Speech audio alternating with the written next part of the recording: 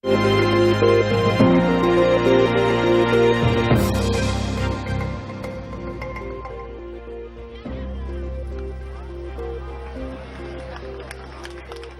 tal? Saludos, buenas noches. Hoy empezamos ahora con esta imagen. Centenares de globos rosas han sobrevolado el centro de Valencia. Hoy se ha conmemorado el Día Mundial contra el Cáncer de Mama, una iniciativa de la Asociación Española contra el Cáncer con el objetivo de visibilizar esta enfermedad.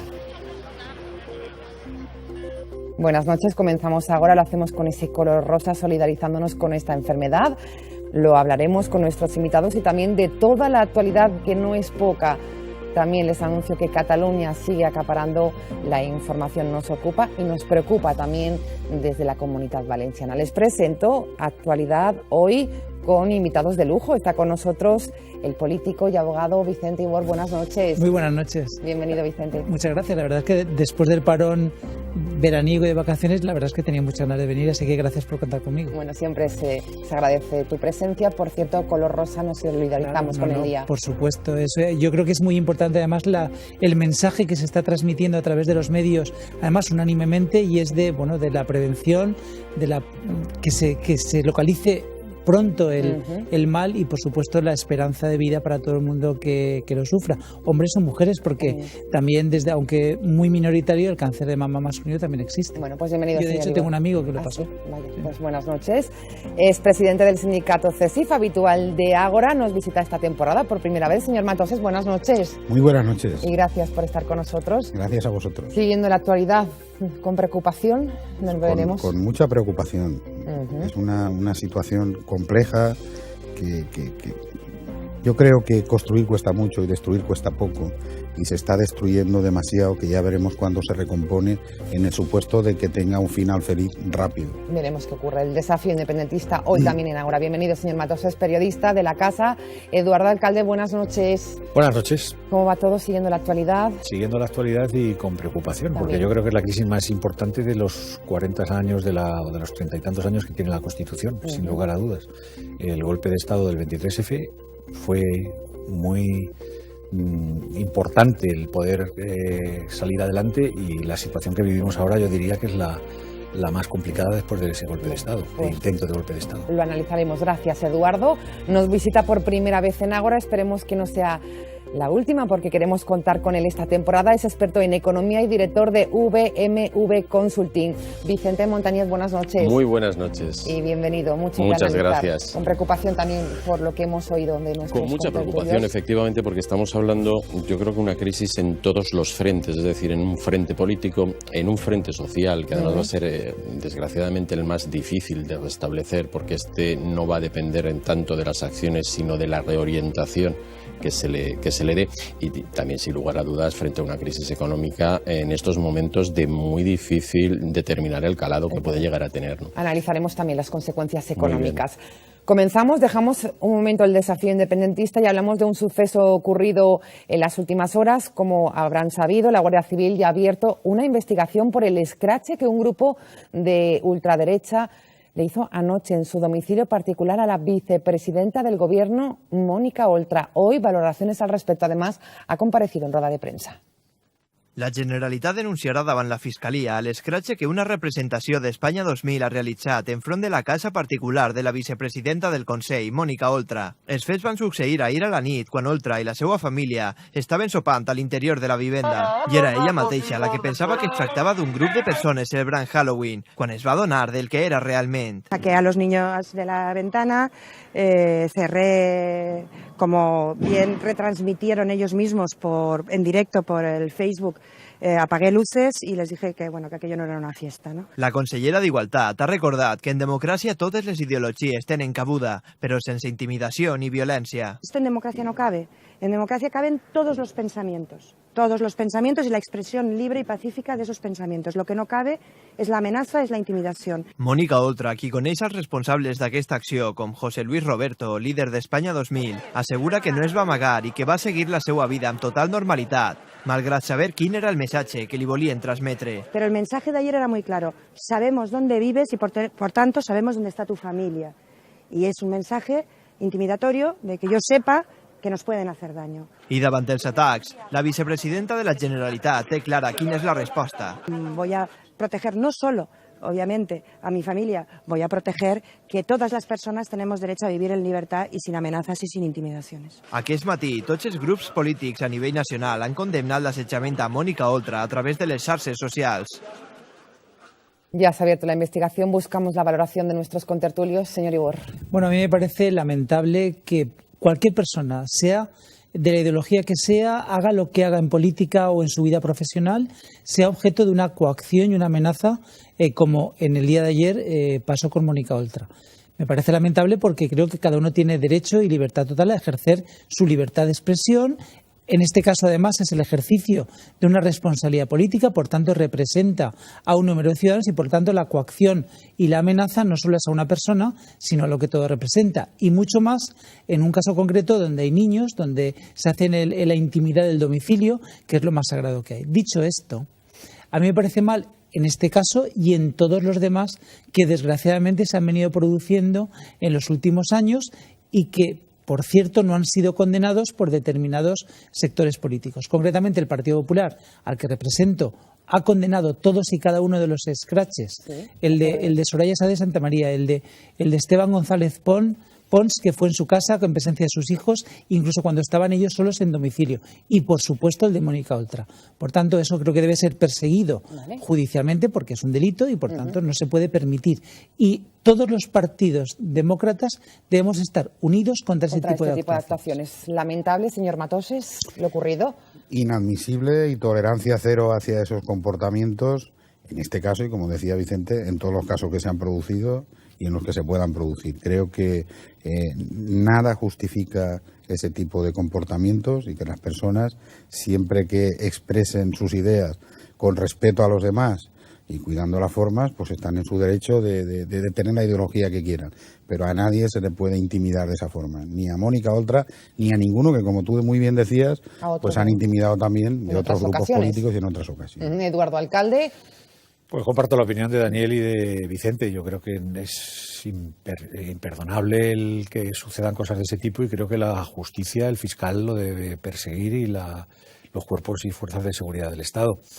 Pero quiero recordar que los últimos 2 o 3 últimos años han sucedido, no solamente en Valencia, sino en otras partes de España, cosas de estas características y que han debido ser condenados como están siendo condenados ahora mismo. El por qué ocurren estas cosas sería donde tendríamos que entrar también, pero buscamos la valoración de Vicente Montañez. Sí, yo voy a coincidir con los 3 contertulios, obviamente, es decir, es inadmisible, pero es un indicador claro de cómo se está tensionando en general la sociedad. Es decir, no es el primero y mucho me temo que desgraciadamente no será el último. Y creo que las implicaciones de los partidos de cualquier ideología y de cualquier color debe de ser mayor a la hora de transmitir precisamente los valores democráticos sobre sus propias bases. Es decir, hay cosas que no se pueden tolerar en democracia y que no solamente corresponde, que debe de ser, los jueces, fiscales quienes tomen las medidas oportunas, sino que también los propios partidos políticos actúen sobre sus bases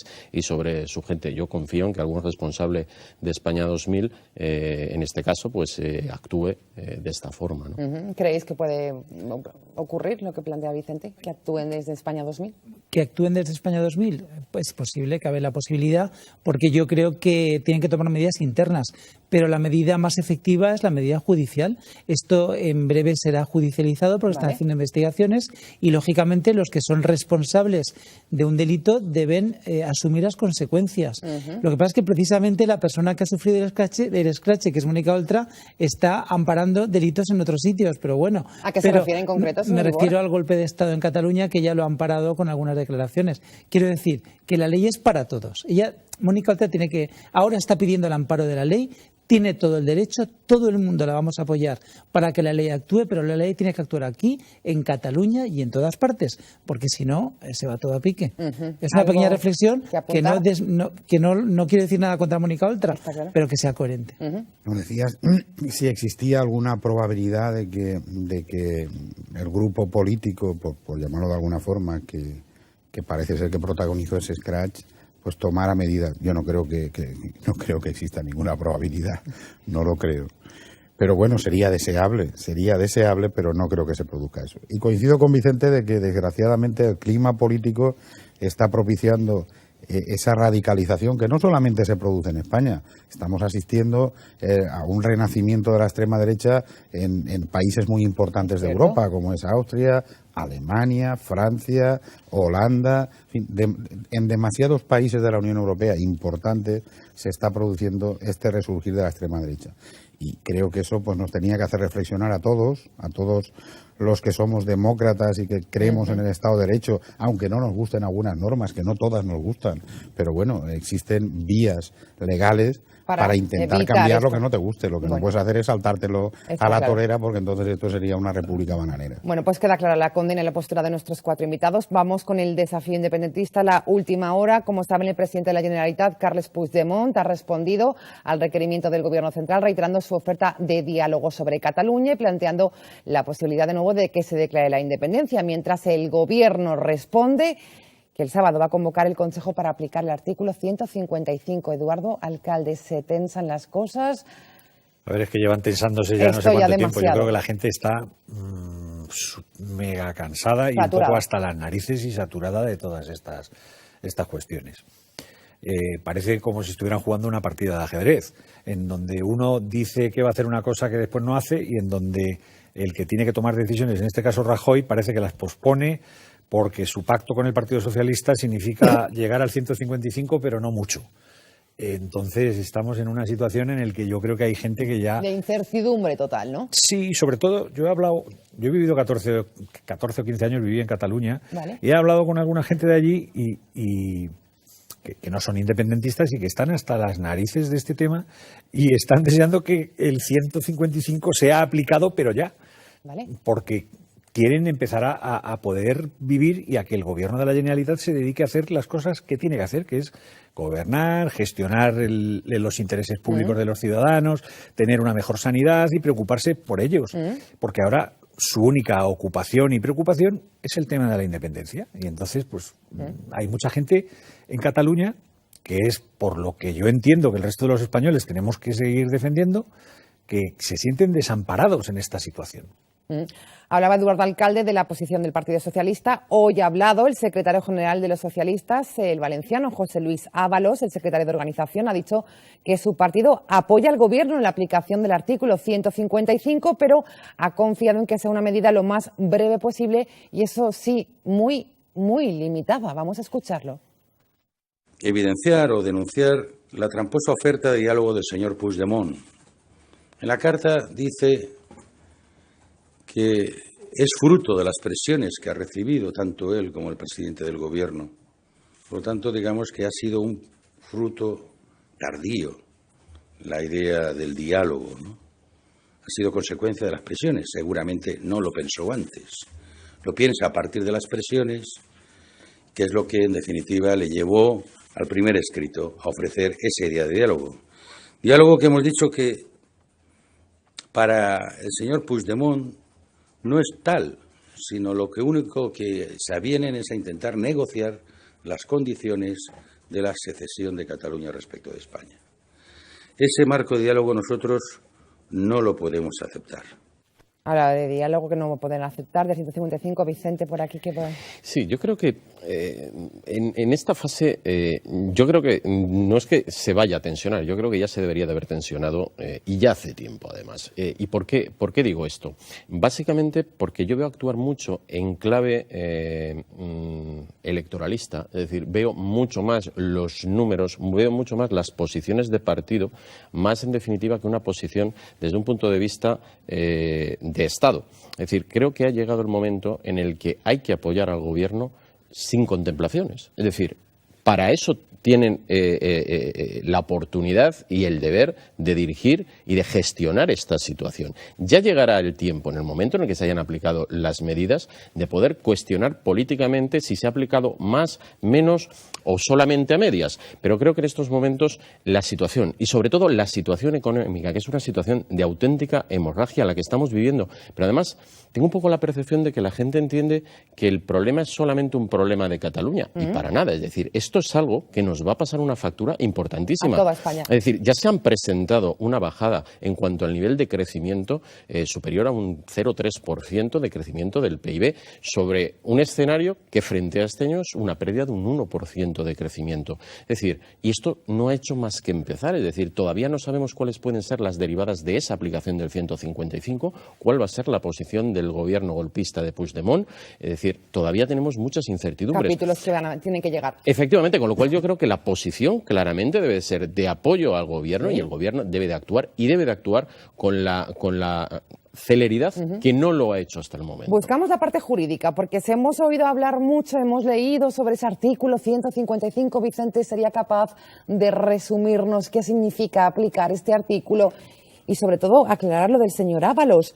Una medida lo más breve posible, que sea muy, muy limitada. ¿Esto es posible? Sí, claro que es posible. A ver. De hecho, además creo que es conveniente, en mi opinión. Bueno, primero hay un error de planteamiento. Se está diciendo que se va a aplicar el 155. No, el 155 ya se ha aplicado desde el momento que se está cumpliendo la previsión del párrafo primero del precepto, que empieza con el requerimiento a la autoridad autonómica que incumple la Constitución gravemente y se le da la oportunidad para que rectifique. Vale. Con lo cual, el mecanismo del 155 ya está en marcha.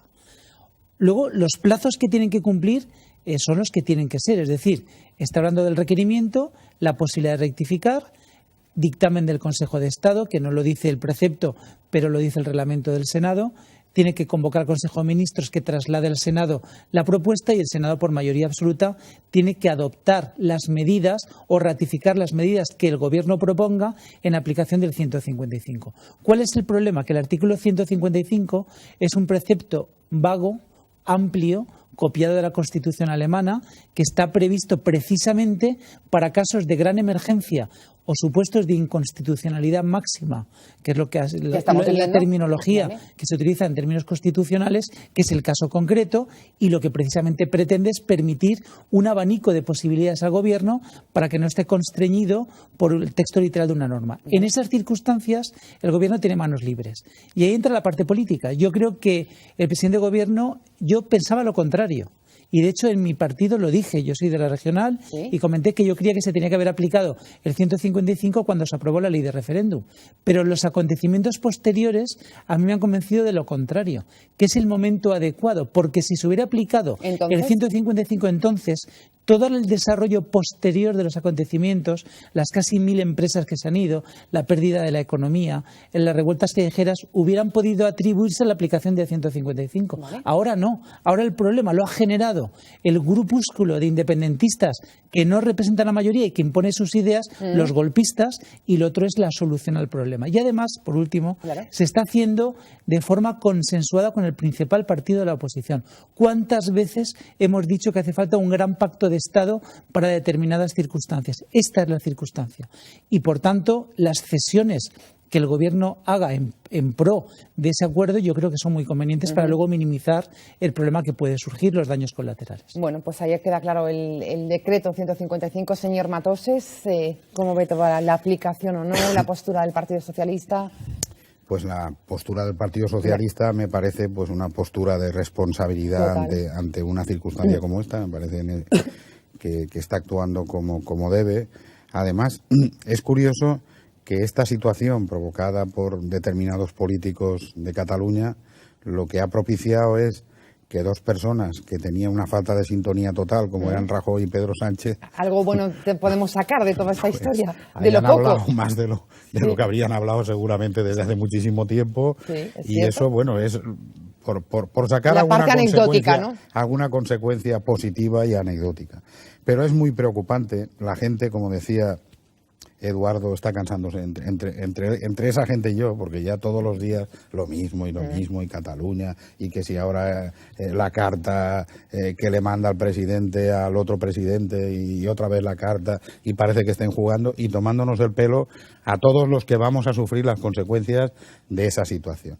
Yo el otro día en un medio que estaba con Vicente dije que esto no era una revolución de pobres contra ricos, sino una revolución de ricos utilizando a pobres para ser más ricos y tener más privilegios.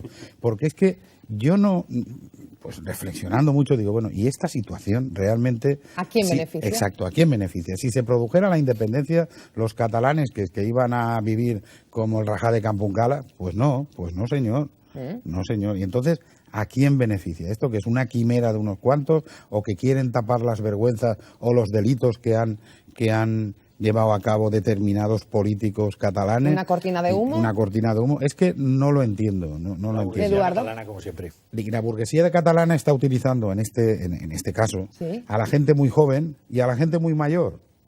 Y alguna gente que está enrocada en la administración que dicen, bueno, a mí, pase lo que pase, yo seguro que continuaré cobrando el erario público, del español o del catalán. Bueno, sí, hay mucha gente.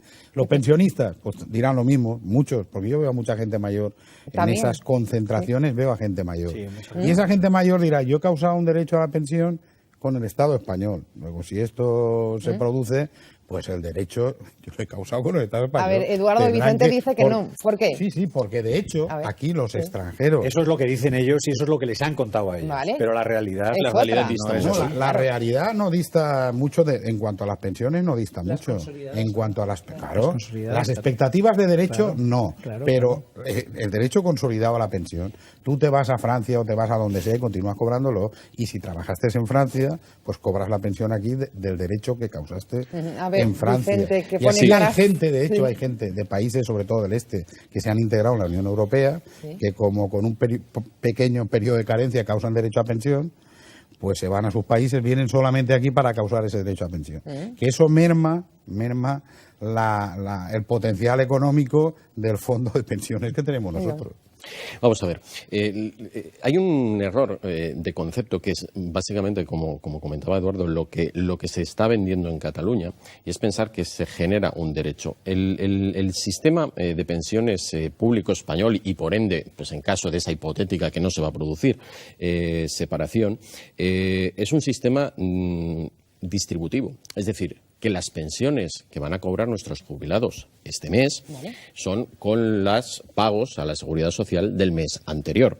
Bien, da la casualidad de que Cataluña tiene un déficit en la seguridad social del 25%, es decir, que se tiene que hacer una aportación desde España, fíjate, las que les roba, desde España, desde la Caja Única de la Seguridad Social, para cubrir las pensiones en Cataluña, del 25% todos los meses para poderlo cubrir. Si tú esto lo separas, es decir, de entrada, ellos tendrían que, con lo que cobren ese mes, pagar las pensiones del mes siguiente. ¿Qué quiere decir? Que ya tendrían de partida un déficit de un 25%. Vale. Es la peor posición en todas las comunidades autónomas de toda España. Claro, y Sí, bueno, pues un dato a tener en cuenta, El Eduardo. sistema de seguridad social español es un sistema de reparto que efectivamente se nutre con las cotizaciones que se producen cada mes.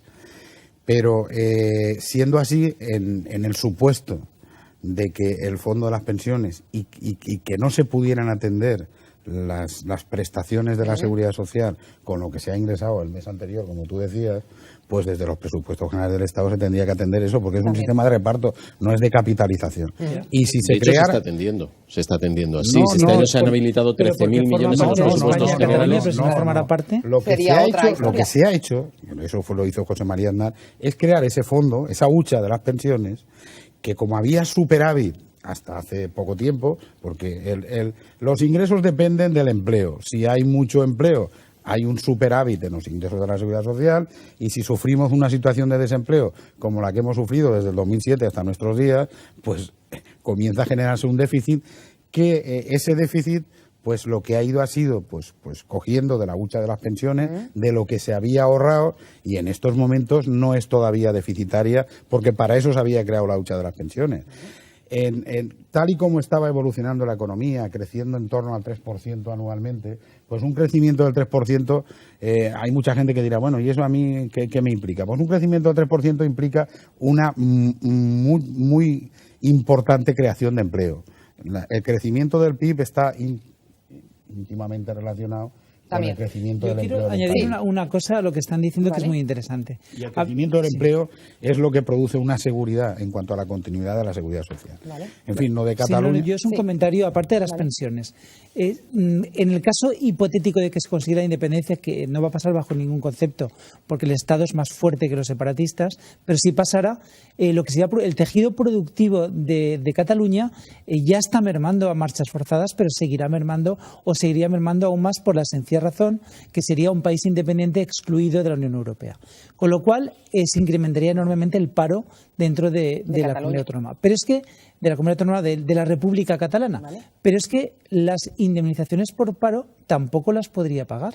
Con lo cual posiblemente habría un éxodo de población, como no se ha visto en años, que pasaría la población de Cataluña, de la posible república, es que no se irían las empresas, es que la población se iría, También. se despoblaría. Hoy, por Cataluña cierto, sería un desastre. se le ha absoluto. preguntado al ministro de Economía si podría haber corralito, porque es algo que también se comenta.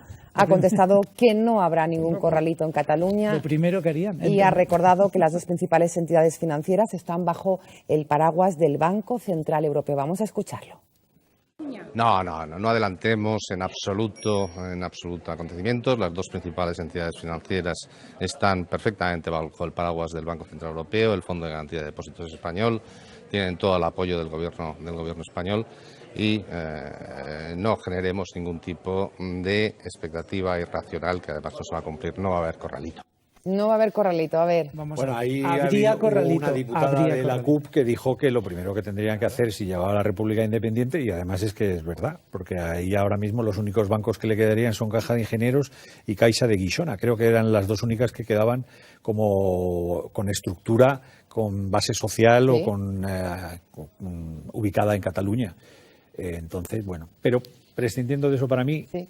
lo más... Ustedes hablabais antes de que había sido importante por una cosa que había unido al líder de la oposición y al presidente del gobierno en cómo abordar esta cuestión. Para mí hay varias cosas que son importantes y que yo creo que van a servir y han servido para que muchos de los catalanes que han estado en silencio durante muchos años y que probablemente en las próximas elecciones que haya autonómicas despierten y algunos partidos que hasta ahora estaban malditos o con pocos votos vuelvan a recuperarlos, ha sido todas estas decisiones que se han ido tomando. Que se hayan marchado 800 empresas y se van a ir muchas más, porque las grandes todavía no afectan demasiado al empleo. Pero cuando empiecen a afectar a las pymes, que son el tejido productivo de Cataluña, es cuando empiecen porque ya te encuentras... Aquí han cabreado a tantos, Claro. y a tantos españoles. Yo no había visto tantas banderas españolas ni cuando España ganó el Mundial de Y un Sudáfrica. puente como el que hemos tenido, nadie ha ido a Cataluña, por ningún ejemplo. Sí, En pero el lo que me aspecto refiero que yo he turístico. hablado con algunos empresarios Sí. que tenían proveedores de Cataluña Sí. y que les han llamado específicamente para decirles que han buscado otros proveedores. Me parece mal, que conste.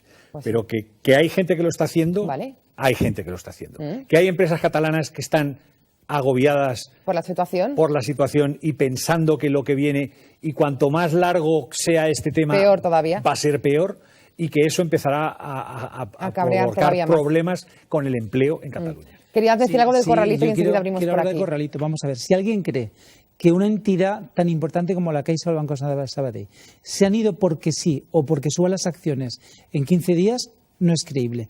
La primera medida, en mi opinión, la primera medida que tomaría una república independiente es evitar que el dinero salga de Cataluña. Porque es que si no toma esa medida, se quedan descapitalizados. se ha ido porque ha habido 9.000 millones Sí, de claro. euros ¿Y que han eso es salido corralito? de las cuentas Vale, pero- bancarias de la Caixa y Correcto. del Banco de Sabadell de toda España, Sí, no pero de ha- Cataluña. Pero ha salido solo con la advertencia. Si hubiera la República, vamos, yo, si fuera el responsable, evitaría que se fuera el dinero, y eso es un corralito. Sí, vamos a ver. Corralito sí, entiendo, corralito yo entiendo no. perfectamente las declaraciones del ministro. Es decir, Claro, no sobre puede todo alarmar. tú no puedes alarmar. Porque Con esto además estaríamos dando por supuesto que se va a producir esa independencia y no tiene por qué. Ahora bien, en el momento en el que se produjera, en ese hipotético caso, lo de menos iba a ser el corralito. Por supuesto que iba a haber un corralito, como no puede ser de otra forma. Es decir, a ningún Estado le interesa directamente descapitalizarse. El principal problema que se iba a plantear era cuando la gente empezara a retirar el dinero, que no tendrían posibilidad de generar líquido para que esto se produjera. Y no iban a tenerla, entre otras cosas, porque como va a ser una república que no va a reconocer nadie, no tendrían ningún tipo de acceso a los mercados de crédito. Y quiero recordar además que su calificación es negativa, es un equivalente a bono basura, es decir, no tienen capacidad de financiarse en los mercados de capital. Con este escenario, la primera medida, claro que sería esta, pero la segunda que sale es, si no tienen moneda, quedarían fuera del euro. Es decir, por supuesto que la fuga de capitales, aunque fuera dosificada, se va a producir en un marco, además, donde tienen una deuda que es muy importante. Deben más de 79.000 millones. En ese hipotético caso, España les transmitiría además toda la deuda que tiene apalancada el Estado español correspondiente a su territorio. Es decir, plantearíamos en torno a unos 350.000 millones de deuda. Es decir, estamos hablando de unas cantidades que pondrían en 6-8 meses a Cataluña al equivalente de cualquier república centroafricana. Señor Matoses. Yo creo que no va a haber independencia en Cataluña, ¿vale? Entre otras cosas porque no se podría llevar a cabo. ¿Vale? O sea, además de lo que establece la Constitución y el ordenamiento jurídico y todo eso, que es así, es que además yo creo que no sería posible, que no es factible llevarla a cabo. Lo acaba de decir Vicente en cuanto al tema de la moneda, al tema de acceso al crédito, porque no solamente no pueden acudir al mercado financiero, sino tampoco al Banco Central Europeo, claro. No pueden acudir a nadie. Europea. Entonces, yo creo que no se va a llevar a cabo. Y por eso mi reflexión es, bueno, ¿y esto a quién beneficia? Si yo creo que ellos saben, ellos deben de saber, mismos, porque tontos no son, como no lo somos nosotros, que eso es imposible. Lo dijo Artur Mas, hace poco lo dijo Artur Mas. Artur Mas estuvo, salía diciendo que no se iban a marchar los bancos. No, pero dijo hace poco que no era posible llevar a cabo la independencia de la noche a la mañana, o sea, que necesitaban tiempo para poder llevarlo a cabo. Pero es que yo creo que es tanto el tiempo que necesitan, que pienso que no se va a producir, ni porque no lo permite la Constitución, porque tampoco las actuaciones que han llevado a cabo son manifiestamente ilegales, casi todas las que se han producido. El referéndum, pues por lo que conocemos del referéndum, pues eso tiene de referéndum lo que yo de torero, y si veo un toro, pues me voy corriendo. Entonces, creo que no se va a llevar a cabo la independencia de Cataluña. Y entonces, claro, están produciendo un daño gravísimo a la economía española, que es tanto como decir a todos los españoles, y sobre todo a la economía catalana y a todos los catalanes. Y eso puede ahondar en la fractura social, porque ahora hay fractura social. Pero todavía la gente llega a final de mes y cobra y continúa yendo con el coche y a cenar por ahí y tal. Pero en el momento los efectos de una regresión económica y de una crisis económica empiecen a notarse y haya más paro y haya más gente que quiere trabajar y no puede y haya gente que no pueda llegar a final de mes, pues la fractura social se andará, y eso puede tener dos efectos. O volverse contra los promotores de todas estas iniciativas, o que ellos vendan que esto se está produciendo por el efecto debido, claro, complicado. Otra vez. Exactamente. Claro. Es España la que no les ha permitido ser independientes, que hubieran sido, bueno, pues como los cubaitíes. Volviendo a la aplicación del 155, en mi opinión, este retraso estudiado de la aplicación de los efectos y haber dado todas las posibilidades de diálogo, de consenso, más que de diálogo, de rectificación, ¿vale? O sea, todas las posibilidades para que rectifiquen y recuperen los cauces de la legalidad, está armando de razones al Gobierno de España para que ahora actúe con toda la contundencia, que es lo que creo que va a hacer. Por cierto, en cuanto a las consecuencias, la parte también positiva o anecdótica, como decía antes el señor Matoses, muchas de estas empresas han venido a la Comunidad Valenciana. Esto es positivo, Eduardo Alcalde. Bueno, sí, es dentro positivo. Del panorama en el que nos positivo encontramos. Dentro del panorama. De todas maneras, hasta ahora ya empiezan a tomar decisiones más serias. Por ejemplo, hoy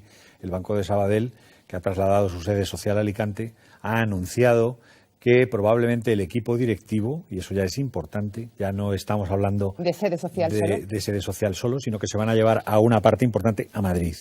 ¿Vale? Los consejos de administración de la Caixa, creo que esta semana o esta que viene, ya se van a celebrar aquí, en Valencia.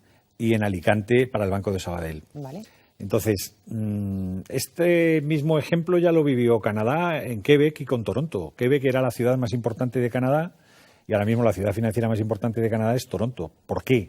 Porque cuando se produce ese movimiento secesionista hace 20 y tantos años, hay muchas de los bancos y de las grandes empresas que hacen lo mismo que están haciendo aquí. Efecto salida de la... Y algunas volvieron y muchas otras no. Sí, lo que sucede es que a mí no me acaba de convencer excesivamente esta idea, porque al final si yo tengo 100 euros en un bolsillo y me los cambio al otro, sigo teniendo 100 euros. Lo que sucede en esta crisis es que ya empezamos a tener indicadores de cuál puede ser el nivel del batacazo. Es decir, hoy hemos sacado, pretendíamos sacar 5.000 millones de deuda y solamente hemos podido colocar 4.500. Pero además hemos empezado a pagar cuando hasta ahora estábamos cobrando precisamente por emitir esa deuda.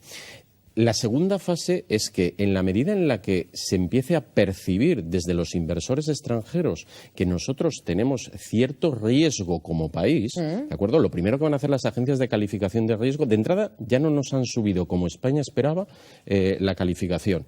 Muy posiblemente, si esto se prolonga en el tiempo, nos la reduzcan. Nos está costando más colocar deuda. Quiero recordar que tenemos un endeudamiento por encima del 100% del Producto Interior Bruto. Es decir, podemos llegar a poner en peligro, si esta situación no se reconduce rápidamente, el propio estado del bienestar. Quiero recordar que nuestra Constitución, que se modificó en la época de José Luis Rodríguez Zapatero, nos obliga a priorizar el pago de la deuda frente a cualquier otro tipo de pago. Si esta deuda, como consecuencia de la inestabilidad política, cada vez nos cuesta más dinero, tendremos menos recursos, desde luego, para transferencias a las comunidades autónomas, fondo de liquidez, etcétera, etcétera. Pues así está el panorama, consecuencias de este desafío independentista. Esperemos que se solucione, que se acabe con esta crisis para que pues no tengamos que tener este escenario como nos se cuentan nuestros contertulios. Recta final de la tertulia, dejamos Cataluña, nos vamos a la Comunidad Valenciana, al Partido Socialista y a la decisión que tomaba esta semana el que es actualmente el presidente de la Diputación, Jorge Rodríguez, y alcalde de Ontinyent, Eduardo Alcalde, decide no presentarse a la presidencia. No, le han decidido. ¿Le han decidido? Sí. No, él no ha decidido, le han decidido. ¿Acertaba la decisión que le han dado a tomar? A ver, esta es otra cuestión. Yo creo que aquí Ximo Puig ha decidido, que es el secretario general del partido, y ha pensado que no merece la pena pelear con los sanchistas por una presidencia provincial de Valencia que realmente no tiene tanto peso específico en un partido como el Partido Socialista. En el Partido Popular sí la tiene. ¿Por qué? Porque las comarcas tienen mucha fuerza en el Partido Socialista y él piensa que no merece la pena pelear por eso. El señor Rodríguez piensa que si tiene alguna posibilidad de volver a ser presidente de la Diputación en la próxima legislatura, por el Partido Socialista, si llegan a ganar también, no sé, ahí y Vicente opinará otras cosas, pues que él querría volver a ser el presidente de la Diputación. Si no es presidente provincial, lo tiene más difícil, y ya hay compañeros de partido, como el alcalde de Mislata, que se están proyectando como posibles presidentes. Yo creo que él ha movido demasiado, ha hecho demasiados enemigos en muy poco tiempo. Hacer enemigos en política es fácil. No es muy difícil, ¿no, Vicente? No, bastante fácil. Y de su propio grupo y de su partido, todavía más fácil. Pero si pisas muchos callos, al final ha pisado tantos callos que le han saltado, el sarpullido le ha empezado a salir. Bueno, pues mucho lo que nos anuncia Eduardo Alcalde. Señor Ibor, ¿cómo lo ve? Bueno, yo creo que Rodríguez está pasando sin pena ni gloria como presidente de la Diputación. ¿Sí? De hecho, tiene un nivel de conocimiento de la población de sus alcaldes mínimo, absolutamente mínimo. Creo que está esclavo nuevamente de los acuerdos con radicales, en este caso Esquerra Unida y Compromís. Y claro, al final, su peso político, aunque sea presidente de Diputación, si nadie lo valora, nadie lo conoce, sirve la institución para ser cajero de la Generalitat y para los recursos que tenía mucho la Diputación y cada vez tiene menos sufraguen en las políticas de otras instituciones. Yo creo que eso le hace perder peso político. Aparte de las luchas internas, yo creo que como presidente de Diputación, desde luego, ha sido de lo peor que ha pasado a Diputación, incluidos sus compañeros socialistas socialistas de hace años, algunos lo hicieron realmente bien, en mucho tiempo. Y es una pena porque la Diputación es una institución que a mí me gusta, que yo he sido diputado 4 años, que yo la valoro mucho, creo que tiene que subsistir y mejorar y modernizarse y seguir adelante, y realmente la está privando de contenido. Yo no lo veo como presidente provincial ni como presidente de Diputación. Bueno, pues ahí queda la opinión del señor Ibor. Daniel Matoses, Jorge se retira de la lucha por el liderazgo provincial, acertada la decisión. Desde arriba el señor Puig le ha dicho que bueno, presidente provincial no, porque es secretario general, ¿no? Secretario general, bueno, es que yo tengo el parámetro del Partido Popular. Vamos, el que manda en la provincia. Yo creo que es un gesto de Chimo Puig hacia Ferraz, pues para fortalecer las relaciones que estaban bastante deterioradas. ¿Con Pedro Sánchez? Sí, con Pedro Sánchez, obviamente, con Ferraz, que es Pedro Sánchez, con Pedro Sánchez, y para no molestar demasiado a Ábalos, que es en estos momentos el secretario de organización, una persona importante en Ferraz. Eso es lo que yo creo. Y entonces pues ha sacrificado a Rodríguez, le habrá dicho, mira, estate quietecito y vamos a quedar bien con los jefes. Y dejamos a Mercedes Caballero. Y dejamos a Mercedes Caballero. Eso es la impresión que tengo yo. Vicente Montañez coincido plenamente. Coincido plenamente con lo que está comentando señor Matoses. Era previsible esta situación, y además yo creo que incluso conveniente. Chimo Puig se expuso, yo creo que en exceso, en la crisis del PSOE, y me parece prudente rectificar las posiciones, intentar llevarse lo mejor posible con Ferraz, ¿no? Y en este caso con el señor Sánchez. Bueno, pues ahí queda la opinión de nuestros contertulios también. Estamos en la recta final. Por cierto, reunión destacada también esta semana, ha sido titular entre Chimo Puig y Montoro. Sobre la mesa la financiación. ¿Cómo se interpreta este encuentro con optimismo? Hombre, todo lo que sea conversaciones institucionales entre partes que antes estaban muy peleadas es bueno. Ahora, yo insisto, lo dije el otro día en un programa de radio, el hecho que se vaya a reformar la financiación no es suficiente. Hay que beneficiar a la Comunidad Valenciana. Por lo tanto, tiene que primar para beneficiar a la Comunidad Valenciana el criterio poblacional. Todo lo que no sea que prime el criterio poblacional no beneficia. Entonces, si se modifica para que se quede igual, tampoco nos vale para nada. Muy breve, rápidamente este encuentro. ¿Con satisfacción, señor Matoses? ¿Optimismo moderado? Pues optimismo moderado. Hay convocada una manifestación y hay un manifiesto que creo que han suscrito todos los partidos políticos del Corts Valencianes, que nosotros suscribimos también el manifiesto. Estamos totalmente de acuerdo en el qué y en el por qué, y en los de con quién hay que ir a esa manifestación es con lo que tenemos dudas. Y desde luego creo que Montoro haya tenido esa reunión con Chimo Puig y parece que Chimo Puig pues ha salido bastante satisfecho, es alentador. De todas formas, lo de Cataluña puede repercutir negativamente en esto. Y yo creo que no hay que beneficiar a la Comunidad Valenciana. Hay que beneficiar a los españoles y que el sistema de financiación sea justo para todos. Propicie el hecho de que todos los ciudadanos seamos iguales. No puede ser que un cántabro reciba 600 euros para la sanidad y un valenciano 200. Eso es lo que hay que resolver. Bueno, también muy rápido. Yo no voy a ser muy optimista en la medida. No, y no voy a ser muy optimista por una sencilla razón, porque al final ir a pedir donde está difícil que den es complicado. Y tenemos un año 2018 muy complicado, es decir, no tenemos presupuestos ni visos de que lo vayamos a tener, y quiero recordar que hay que reconducir al 2,2% el déficit público del 3,1% que cerraremos este año. ¿Esto qué quiere decir? Que hay que ahorrar mucho y, por tanto, bueno, pues yo creo que acabará quedando en buenas palabras y como mucho en comunicado de intenciones para 2019. Solo intenciones, Eduardo Alcalde. Yo es que lo comparto porque, a ver, para poder hacer una redistribución desde el punto de vista autonómico tendrás que aprobar el presupuesto para poder hacerlo. Si no te van a aprobar el presupuesto, no lo vas a poder hacer. Bueno, pues así están las cosas con la financiación. Nos vamos. Nos gusta siempre hacer una última ronda con nuestros invitados. Qué corta se ha hecho. Ya les avisaba que hoy teníamos nivel en Ágora. Una frase, un resumen de lo que hemos hablado, que no ha sido poco en esta tertulia. Empezamos con Vicente Montañez, experto en economía, director de VMV Consulting. ¿Cuál sería su frase final? Intentemos que la hemorragia de la economía española, porque yo incluyo Cataluña dentro de España, sea lo más breve posible. Gracias por estar con nosotros. Lo esperamos pronto. Buenas noches. Eduardo Alcalde, su titular. Pues esperar que los gobernantes catalanes vuelvan al Seny que han tenido siempre y que ha hecho que Cataluña y España sean grandes. Gracias, buenas noches. Señor Matos, es presidente del sindicato CESIF. Pues que los políticos en general antepongan el interés de los ciudadanos a cualquier otra circunstancia. Gracias, buenas noches. Vicente Ibor.